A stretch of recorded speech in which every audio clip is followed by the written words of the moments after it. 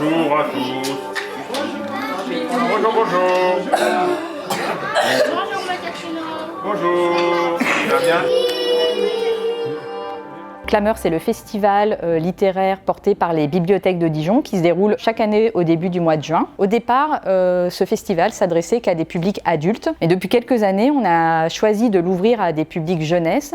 Et pour cela, on travaille en amont avec des établissements scolaires. Une résidence action, en fait, pour la bibliothèque, elle consiste à inviter un auteur ou une autrice, illustrateur, illustratrice jeunesse, à rencontrer 12 classes de la ville qui sont en relation avec les 6 bibliothèques qui accueillent des publics jeunesse sur le réseau. Je m'appelle Mathias Friment, je suis auteur-illustrateur de livres jeunesse et j'ai été invité à Dijon pour une résidence auprès des enfants de l'agglomération de Dijon. Alors une résidence d'auteur, c'est un partenariat avec une ville ou une bibliothèque, une association, et on vient plusieurs fois rencontrer les enfants, créer quelque chose avec eux. Donc là, c'est une création d'une exposition, mais ça aurait très bien pu être une création d'un petit livre, la création de tas de choses artistiques. Il y a des résidences plus sur l'art plastique, d'autres qui sont plus sur l'écriture. Une résidence d'auteur, c'est ça, c'est apprendre quelque chose à plusieurs personnes, partager. C'est bon ça. Dit la mouche en s'essuyant la bouche. Allons voir plus loin, la terre est ronde, la dîne est blonde, je pars découvrir le monde. Zouh. Nous avons fait appel à Mathias Friment parce que cette année, le thème de l'édition Clameur, en fait, sera sur la nature et que toute l'œuvre de Mathias tourne autour des questions de la nature, des animaux, faune et flore, et aussi d'autres questions qui nous paraissent, nous, essentielles, philosophiques, identitaires, et puis naturelles, la chaîne alimentaire, enfin voilà, le fonctionnement de la nature. Il est tout heureux, il sort sa tête. Vous voyez, il pleut pas, donc il est caché. Mais bravo, vous avez bien chanté. Alors, les escargots. Mes thèmes de prédilection, c'est la nature, bien sûr. J'ai toujours aimé la nature. Petit, je courais dans le jardin de mes parents, chercher des coccinelles, chercher des papillons. C'est toujours été une passion pour la nature, les arbres, etc. Et quand je me suis mis vraiment à dessiner, je me suis dit que je pouvais lier les deux, le dessin, le texte, la science. Et je me suis dit, je vais raconter des histoires sur la nature. C'est très important pour moi, la nature, puisque on défend ce que l'on comprend. Et pour comprendre, c'est bien de dessiner pour comprendre la nature.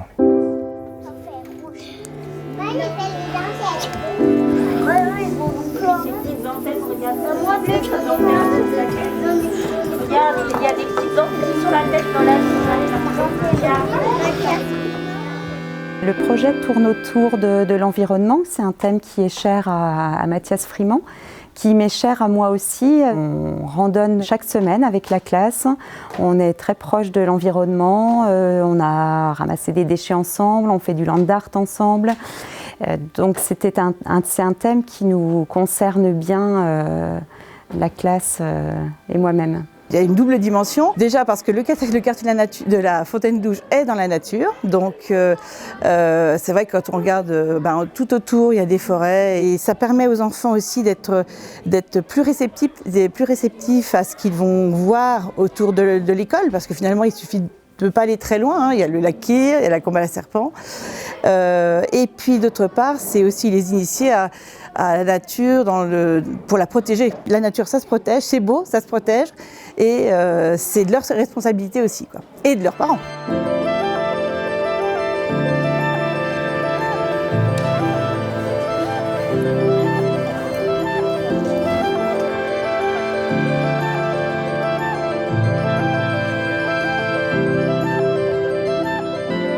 Alors sur la résidence, je travaille surtout autour de la trilogie qui est éditée au Fourmi Rouge. C'est de la petite mouche bleue, d'une petite mouche bleue, d'une petite graine verte et d'un grand loup rouge. Ça parle de nature et ça comporte des dessins au crayon et surtout à chaque fois une couleur. Donc pour la petite mouche bleue, c'est forcément le bleu, pour la petite graine verte, le vert, et pour le grand loup rouge, le rouge. Donc je traite toute une histoire autour d'une seule couleur. Ça m'est venu au départ avec l'idée de la chaîne alimentaire. Je voulais que les enfants comprennent par le dessin ce que c'était la chaîne alimentaire et que l'on était souvent ce que l'on mangeait. Donc c'est une histoire d'une petite mouche bleue qui se fait manger par une grenouille qui devient bleue, la grenouille se fait manger par un serpent qui devient bleu, le serpent se fait manger par le corbeau qui devient bleu, etc. etc. jusqu'à une chute finale que les enfants aiment beaucoup. Puis la petite graine verte est venue, puis je me suis dit tiens c'est bien de cette couleur, traiter que d'une seule couleur. J'ai parlé de la petite graine verte et comme ça on a pu reconnaître l'arbre qui grandissait dans la forêt puisqu'on voit que l'arbre vert, les autres qui l'entourent sont en crayon de gris. Et le rouge aussi c'est pareil. Donc c'est pour ça que sur la résidence, Chaque classe, ils sont 12 classes à travailler ensemble, travaillent avec une couleur et travaillent chacun avec des animaux différents afin de donner un thème qui est en corrélation avec les albums des fourmis rouges. Chaque classe, on cherchait ce que l'on trouvait comme animaux dans les forêts environnantes. On a parlé un peu de ce qu'on pouvait voir. Il y a beaucoup d'enfants qui pensaient qu'on avait trouvé encore des lions dans les forêts dijonnaises. On leur a expliqué que non, c'était dans d'autres contrées sauvages. Et on a quand même fait le constat que quand on va se promener en forêt, on trouve beaucoup de déchets. Donc on va parler aussi du déchet de la nature, de l'homme dans la nature. Voilà ce que l'homme peut laisser comme trace. Donc on va dessiner énormément. Chaque classe dessine, choisit 3 ou 4 animaux, des petits au plus gros. Ça va de la fourmi jusqu'au cerf que l'on va dessiner taille réelle et qu'on va coller sur des grandes planches de dessin qui font jusqu'à 5 mètres de haut afin de représenter la forêt. Et on va faire combien de pattes une fourmi? 6. Pourquoi? Parce que C'est un... nacelle. Oh là là là là là là! Ça c'est une classe de génie, voilà. Bah, on fait des dessins avec un artiste qui s'appelle Mathias Friment. Il est gentil, il dessine très bien et c'est un bon artiste. Bah, j'ai appris à faire des rougeogres, j'ai appris à faire des fourmis, des araignées, des renards, des hiboux et des chouettes. Avec Mathias, il nous fait le dessin au tableau. Et après, il nous découpe des fiches. Et après, on doit les recopier sur des petits bouts de papier, des gros bouts comme ça. Et c'est tout. Il nous dit de dessiner des spaghettis, des patates, etc. C'est pour nous aider à dessiner les choses. On fait une patate. Après, on fait un rond pour la tête. Après, on fait une sorte de C. Après, tu fais un triangle pour que ça aille sur le dos. Ça fait l'aile, tu fais 4 traits, tu fais des petites pattes et après il te reste plus qu'à dessiner. Alors pour leur apprendre à dessiner, j'utilise des sauces simples, des patates, des saucisses et des carottes. C'est quand même plus simple pour un enfant, tout le monde sait faire une patate, c'est plus simple qu'un rond. Ou on leur dit, oh, il faut faire un ovale. Un ovale, qu'est-ce que c'est? Une patate, tout le monde sait comment c'est fait. Une carotte, pareil. On arrive à dessiner tout ce que l'on veut avec des patates, des carottes, des saucisses et de temps en temps des spaghettis. Mais alors, c'est vraiment très, très rare. Alors, ce sont des enfants qui ont l'habitude de dessiner dans ma classe. On dessine régulièrement. Ils sont déjà préparés, un peu formatés. Ils aiment ça. Ils étaient très, très contents de suivre un illustrateur et les dessins pas à pas. Donc ils étaient très attentifs, très à l'écoute. On apprend plein de choses. Au début on croit qu'on est nul, mais en fait après on s'améliore. Et après c'est bien parce qu'on peut montrer nos dessins à nos mamans et nos papas. J'ai appris beaucoup de choses. J'ai appris à dessiner mieux qu'avant. Parce qu'avant je dessinais plutôt mal. Et là je dessine mieux les animaux qu'avant. Et les enfants sont assez réceptifs du thème de la nature, c'est quelque chose qui les marque, même si beaucoup, en fin de compte, quand on les questionne, ne sortent pas forcément en forêt, ne sortent pas dans les bois, mais ils connaissent quand même la nature. On s'en rend compte en leur posant des questions sur les insectes, sur les animaux. Ils sont très très intéressés par la nature et par vraiment la touche de l'homme, ce que l'homme peut faire sur la nature et ce qu'ils peuvent apporter eux pour les générations à venir. Alors travailler avec les enfants, c'est quelque chose que j'adore. Quand j'ai commencé ce métier, je ne connaissais pas du tout ce milieu-là, le milieu de la littérature jeunesse. Et on apprend beaucoup de choses sur l'être humain et sur la nature de l'homme, je trouve, à rencontrer ces enfants, parce qu'on voit qu'ils peuvent venir de n'importe quel pays, ils peuvent venir de n'importe quelle cité, ils peuvent venir de n'importe quel milieu. Il y a toujours quelque chose de formidable à tirer d'eux. Il y a toujours quelque chose qui me donne la chair de poule, quoi.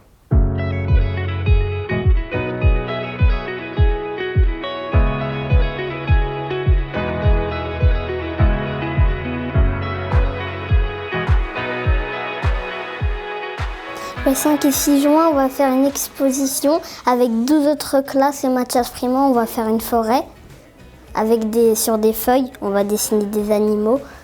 La restitution va se présenter sous une forme d'exposition collective regroupant le travail des 12 classes. Cette exposition, elle sera accessible à tous à l'hôtel de Vaugué sur le week-end de Clameur, donc les 5 et 6 juin. Nous, en amont, nous allons proposer aussi des créneaux de visite pour les classes, pour que chaque classe puisse avoir la possibilité de visiter l'exposition si c'est possible sur leur temps scolaire. Alors je pense qu'ils ne se rendent pas bien compte, mais ils ont quand même, ils savent que leurs dessins vont être valorisés. Mathias leur a expliqué que ça allait être collé, tous les animaux des enfants, dessinés par les enfants, vont être collés sur une grande fresque avec un arbre par classe, donc 12 arbres, et les animaux répartis sur toute la fresque.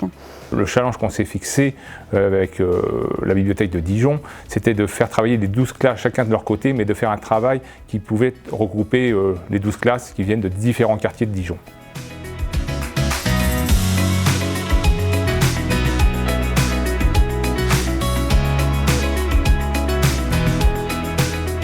Je tenais à remercier quand même tous les enfants qui ont vraiment joué le jeu, mais jusqu'au bout. Il n'y en a pas un qui a rechigné, que ce soit des petits, des grandes sections jusqu'au CM1. Ils ont mis du cœur, les instituteurs, les institutrices aussi, les bibliothécaires, ils m'ont accompagné jusqu'au bout pour manger, ils m'ont accompagné à l'hôtel. Ils se sont arrêtés en bas, hein, mais ils m'ont accompagné tout le temps. C'était vraiment une super résidence et un super souvenir pour moi. J'espère que ce sera un super souvenir aussi pour les enfants.